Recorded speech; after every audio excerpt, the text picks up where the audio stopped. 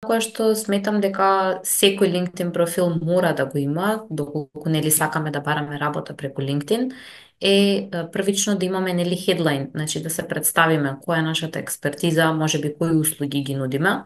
После тоа клучно е да имаме опис на кој или која сум јас. Значи, тука ова може да го направите на неколку начини. Значи, да напишете краток опис на вашата професионална биографија, може би да кажете некаква професионална анегдота која што ве вовлеква во оваа кариера или во оваа професија. Може би да понудите некакви услуги на некаков интерес, користејќи некои маркетинг трикови. Да напишете кратко искуство, може би, или навистина сте слободни во овој дел да се изразите како што сметате дека е најдобро. Би рекла дека најдобро е прво да разгледате различни профили, да видите како се представуваат. Гледајте клучни лица кои што се од таа индустрија и како технички ги продаваат своите услуги. После тоа, оно што е клучно е да имаме навистина детален приказ на нашето вработување предходно.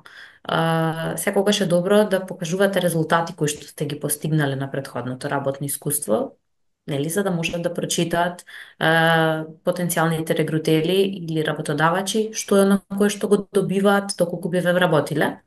Исто така е важно делот за образование, едукација, обуки, навистина да ви биде пополнет и да ги содржи сите релевантни обуки и информации за вашето образование досегашно. Клучно е да напишете кои вештини ги поседувате, кои јазици ги зборувате и според мене, доколку немате портфолио на друго место, можете да го направите тоа во помала мера на LinkedIn или во делот на Featured Work да представите некои од вашите најдобри проекти.